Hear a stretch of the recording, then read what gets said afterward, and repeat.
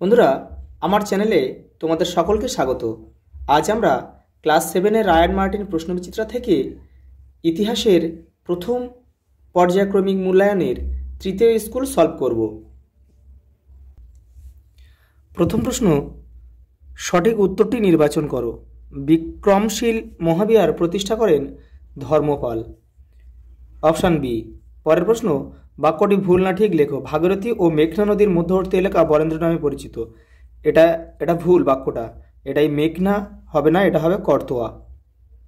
পরের প্রশ্ন, হজরত মোহাম্মদ 570 খ্রিস্টাব্দে জন্মগ্রহণ করেন। পরের প্রশ্ন, একটি বাক্যে উত্তর দাও। চক্রপাণি দত্ত কে ছিলেন? পাল যুগের একজন বিখ্যাত চিকিৎসা বিজ্ঞানী। পরের প্রশ্ন, বেমানান শব্দটি খুঁজে বের করো। বিজয়ালয়, প্রথম রাজরাজ, দন্তি দুর্গ, প্রথম রাজেন্দ্রপাল। এর মধ্যে দন্তি দুর্গটা এর মধ্যে বেমানান, কারণ দন্তি দুর্গ ছিল রাষ্ট্রকূট সাম্রাজ্যের প্রতিষ্ঠাতা, কিন্তু বাদবাকি যে তিনটে আছে, তিনজন শাসক, এরা হচ্ছে চোল সাম্রাজ্যের শাসকেরা, সেই জন্যে দন্তি দুর্গটা এখান থেকে বাদ যাবে। দুয়ের দাগে স্তম্ভ মেলাও। রামচরিত, সন্ধ্যাকার নন্দী। ব্রাহ্মণ সর্বস্ব, হলায়ুত। পবনদূত, ধৈ। গীতগোবিন্দম, জয়দেব। এগুলো বইয়ের নাম আর এগুলো লেখকের নাম। পরের প্রশ্ন, 3-এর দাগের মান 2-এর ত্রিশক্তি সংগ্রাম কি? তোমাদের টেক্সটের 17 নম্বর পেজে উত্তরটি রয়েছে। এই যে, হর্ষবর্ধনের সময় থেকে কনৌজ উত্তরাপথের অবস্থানগত দিক থেকে গুরুত্বপূর্ণ হয়ে উঠেছিল। এখান থেকে এই পর্যন্ত লিখতে হবে। একেই ত্রিশক্তি সংগ্রাম বলা হয়। পরের প্রশ্ন, হিজরত কি? তোমাদের টেক্সটের 19 নম্বর পেজে উত্তরটি রয়েছে। হজরত মোহাম্মদ ও তার অনুগামীরা 622 খ্রিস্টাব্দে মক্কা ছেড়ে মদিনা যাওয়াকে আরবি ভাষায় হিজরত বলা হয়। পরের প্রশ্ন, তরাইনের দ্বিতীয় যুদ্ধ কত খ্রিস্টাব্দে কাদের মধ্যে হয়েছিল? 1192 সালে মোহাম্মদ ঘুরি ও পৃথ্বীরাজ চৌহানের মধ্যে হয়েছিল। পরের প্রশ্ন, ব্রহ্মদেহ ব্যবস্থা বলতে কি বোঝো? তোমাদের টেক্সটের 28 নম্বর পেজে উত্তরটি রয়েছে। এই যে, এখান থেকে এই কৃষি জমির পরিমাণ বাড়ানোর জন্য ব্রাহ্মণদের অনেক সময় জমিদান করা হতো। এখান থেকে এই জমিদানের ব্যবস্থাকে ব্রহ্মদেহ ব্যবস্থা বলা হতো। এই পর্যন্ত লিখতে হবে। পরের প্রশ্ন, মান 3-এর কৈবর্ত বিদ্রোহ বলতে কি বোঝো? তোমাদের টেক্সটের 15 নম্বর পেজে উত্তরটি রয়েছে।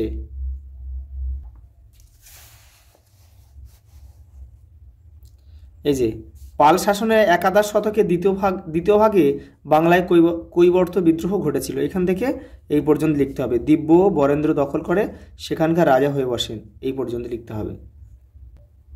টিকালেখ দীপঙ্কর শ্রীজ্ঞান অতীশ, পেজ নাম্বার 39। তোমাদের টেক্সটের 39 নম্বর পেজে উত্তরটি রয়েছে। এই যে, এখান থেকে অতীশ দিয়ে যে দীপঙ্কর শ্রীজ্ঞান অতীশ, এখান থেকে পুরোটা লিখতে হবে। এবং এই পরের পেজে তারই চেষ্টায় তিব্বতে বৌদ্ধ ধর্ম জনপ্রিয় হয়। এই পর্যন্ত লিখতে হবে। পরের প্রশ্ন, 5-এর দাগের 1-এরটা মাৎস্যান্বয় বলতে কি বোঝো? সঙ্গে আরেকটা প্রশ্ন আছে, পাল বংশের শাসকদের সংক্ষিপ্ত পরিচয় দেয়। প্রথম প্রশ্নটা তোমাদের টেক্সটের 13 নম্বর পেজে উত্তরটি রয়েছে। এই যে, এখান থেকে এই যে মাৎস্যান্বয় বলতে দেশে অরাজকতা বা স্থায়ী রাজার অভাবকে বোঝানো হয়। এখান থেকে এই পর্যন্ত লিখলে হয়ে যাবে। সঙ্গে একটা প্রশ্ন আছে, পাল বংশের শাসকদের সংক্ষিপ্ত পরিচয় দাও। দেখে নাও উত্তরটা।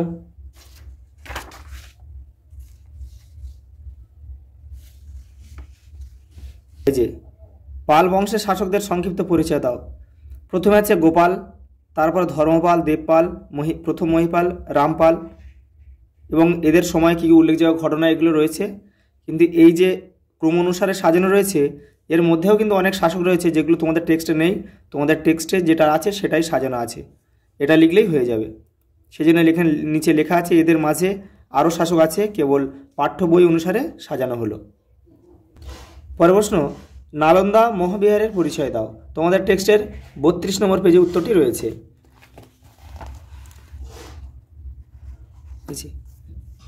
এই যে, এখান থেকে এখান থেকে লিখতে হবে, এখান থেকে পড়ে নিয়ে তোমরা ছোট করে লিখবে।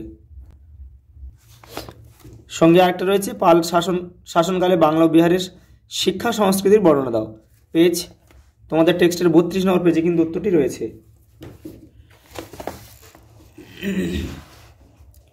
এই যে একদম মাথার দিকে, পাল শাসকদের পৃষ্ঠপোষকতা বাংলা এবং বিহারে শিক্ষা এবং সংস্কৃতির ক্ষেত্রে উল্লেখযোগ্য উন্নতি ঘটেছিল, এখান থেকে এদের কিছু কিছু অস্তিত্ব জানা গেছে, এই পর্যন্ত লিখতে হবে।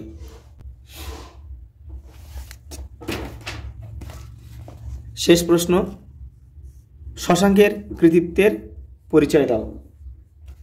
তোমাদের টেক্সটের 10 নম্বর পেজে উত্তরটি রয়েছে।